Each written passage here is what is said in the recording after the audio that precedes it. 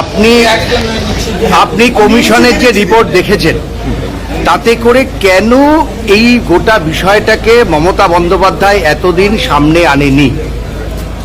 আমার মনে হয়েছে যে শহীদ পরিবারের প্রতি তার উদাসীনতা, উন্নাসিকতা, নইলে কেউ এরকম অপরাধ করে 25 লক্ষ টাকা কমিশন দেওয়ার পরে তাদেরকে 2 লক্ষ টাকা দিয়েছে, 5 লক্ষ টাকা আহতদের দেওয়ার কথা বলেছে, 15,000 টাকা দিয়েছে।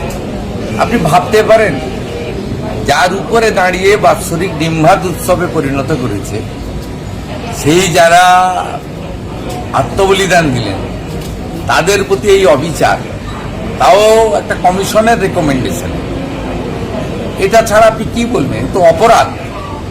দ্বিতীয়ত হচ্ছে সুশান্ত চ্যাটার্জি নিজে বলছেন তার রিপোর্টে যে কোনো তথ্য আমাকে দেওয়া হয়নি রাইটার্স থেকে। আমি যদি মুখ্যমন্ত্রী হয়ে বিগত সরকারের সব তথ্যের কাস্টোডিয়ান, আমি যে কেউ আরটিআইয়ের মধ্যে দিয়ে চাইলে পেতে পারি, আমরা মনে করলে প্রকাশ করতে পারি, কোনো হাইকোর্ট সুপ্রিম কোর্ট যদি তদন্ত করে রিপোর্ট চায় আমি দিতে বাধ্য, যদি খুঁজে না পাওয়া যায় তৎকালীন যে দায়িত্বে ছিল তার বিরুদ্ধে এফআইআর করতে আমি বাধ্য।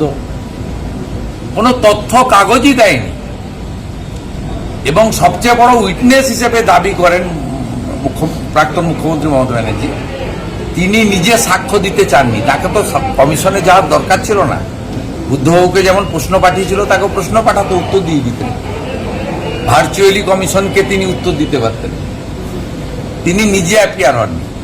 আর সবচেয়ে বড় প্রামাণ্য হচ্ছে প্রয়াত পঙ্কজ বন্দ্যোপাধ্যায় বলেছেন যে আমাকে ডাকা সত্ত্বেও যাননি।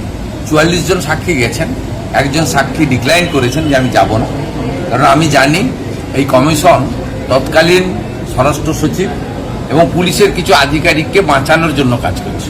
বলছি